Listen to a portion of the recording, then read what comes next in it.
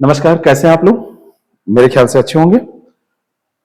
प्रतिज्ञा बैच कैसे रन होगा, कैसे इसमें कौन सी चीजें आपको प्रोवाइड कराई जाएंगी, कैसे आपकी तैयारी होगी, ये आप लोगों की एक डिमांड है। तो इसको मैं आपको बता दूं, प्रतिज्ञा बैच किसके बारे में है ये आपको पता है।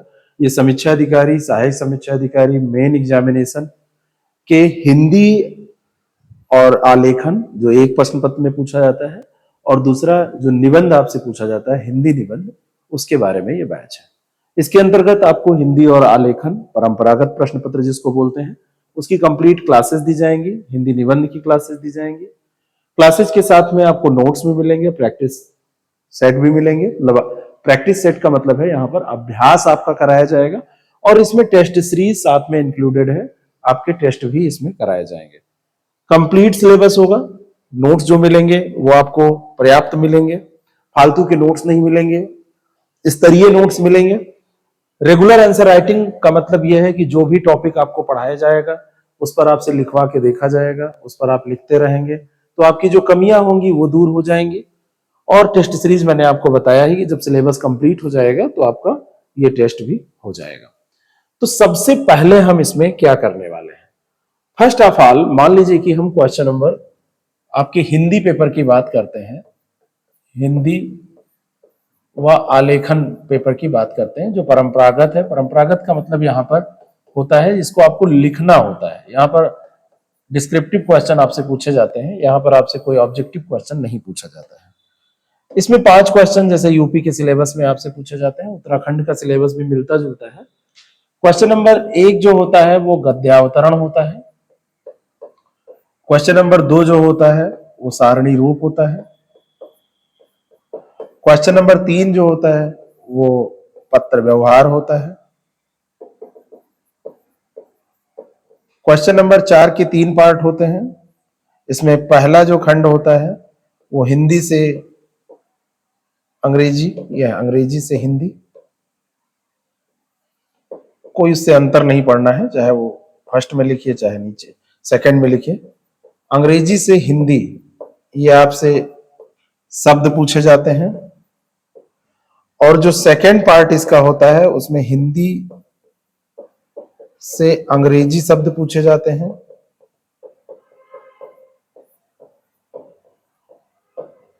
और इसका जो तीसरा पार्ट यहां पर है यूपी में, यहां पर आपसे मुहावरे एवं लोकोक्तियां पूछी जाती हैं। मुहावरे एवं लोकोक्तियां। और यहां का जो 5वां क्वेश्चन है यूपी कमीशन का वो है आपका कंप्यूटर।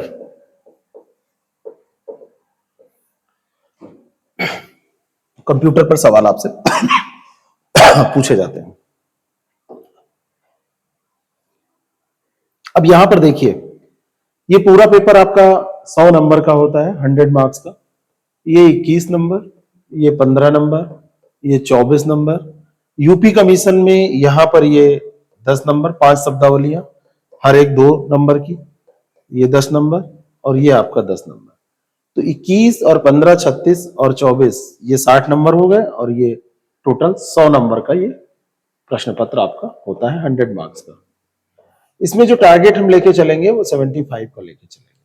सबसे पहले जैसे अब गद्यावतरण को हम लेंगे तो सबसे पहले कैसे हल करें,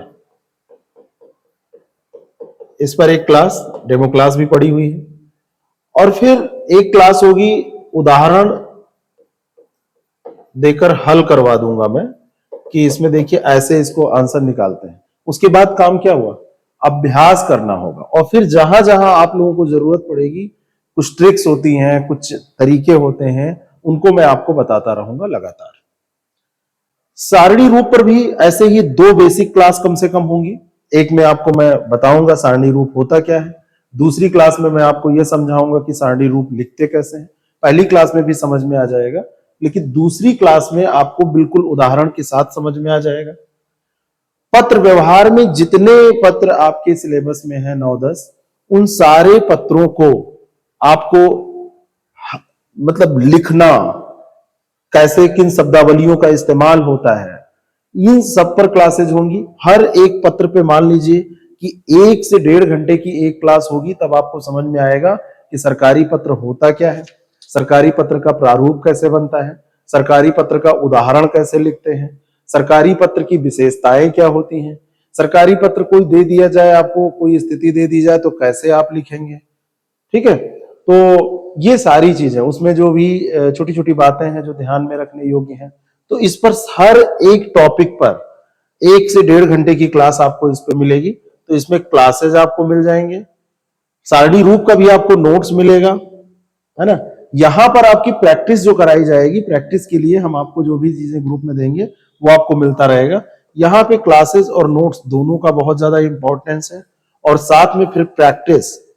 अभी टेस्ट पे मत जाइए, टेस्ट अभी बाद में लेंगे। इन दोनों पर हम आपको एक नोट्स दे देंगे जो बहुत स्तरीय होगा, पिछले सालों में पूछे गए जो प्रश्न है वो भी आपको मिल जाएंगे।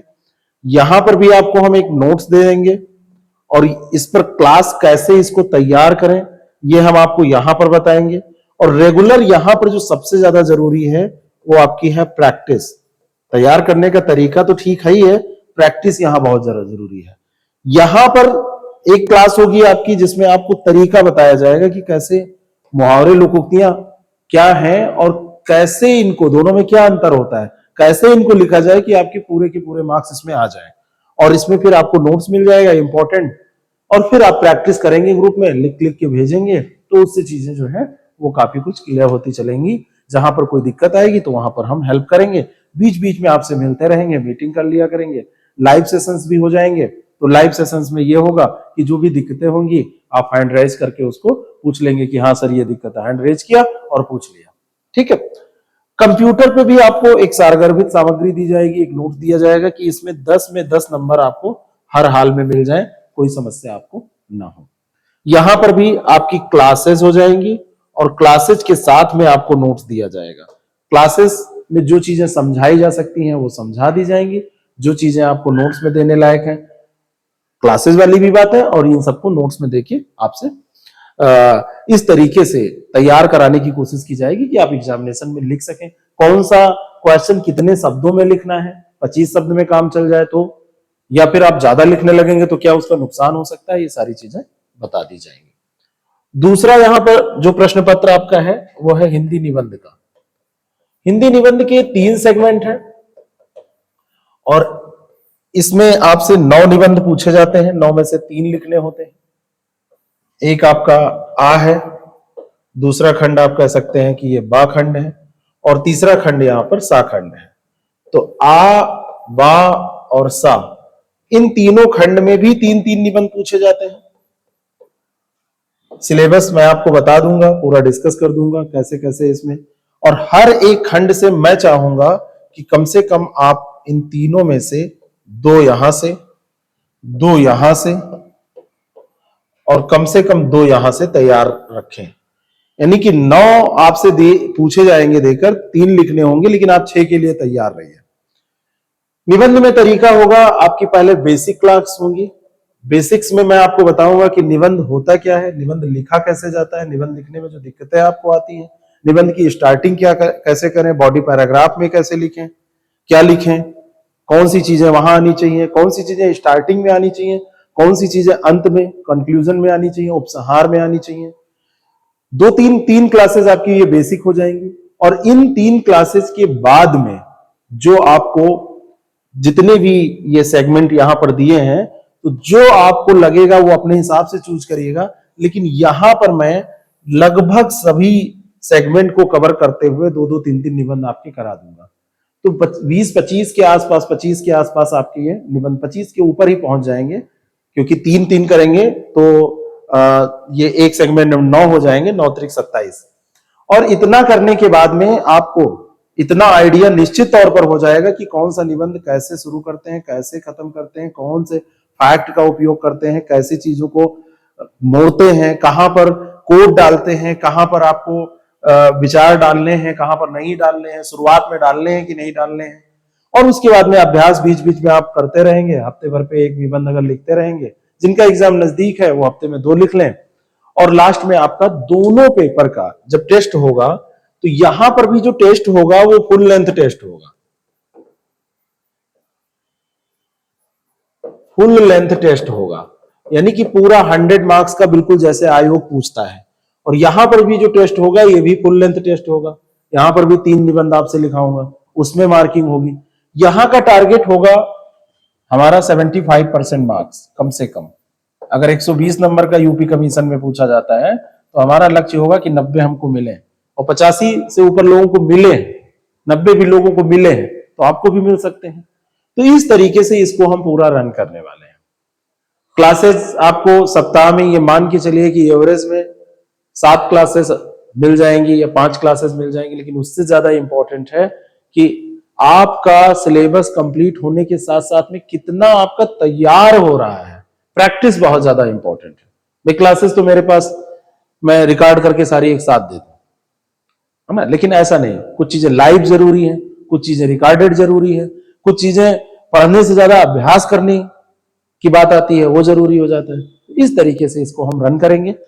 जो लोग इसमें जुड़ना चाहते हैं वो तुरंत जुड़ जाएं, इसमें देर ना करें। अभी ये आपको जो भी मिल रहा है ये समझ लीजिए कि ऑफर में मिल रहा है, और इससे यूपी पीएससी का जो आरओ है वो तो आपका कवर हो ही रहा है, यूके पीएससी का जो आरओ है ये भी आपका कवर हो रहा है। तो दोनों इसमें कवर हो जाएंगे। तो आप ये मान के चलिए कि दोनों के दोनों तैयारी जो लोग कर रहे हैं उनके लिए तो चांदी ही है। जो लोग अलग अलग भी कर रहे हैं वो भी इसको ज्वाइन कर सकते हैं। जो लोग अगले साल एग्जाम देना चाहते हैं वो भी ज्वाइन करके अभी से तैयार कर सकते हैं। और बाकी यहाँ पे जो री एग्जाम हो रहा है तब तो टाइम ही टाइम है, लेकिन टाइम ही टाइम उनके लिए है जो पढ़ के रिवीजन करना चाहते हैं। ऐसा नहीं है कि बस आप सोचेंगे बहुत टाइम है पढ़ेंगे ही नहीं तो दिक्कत हो जाएगी। ठीक है, तो इसको आप ज्वाइन करके तैयारी कर सकते हैं। Thank you so much.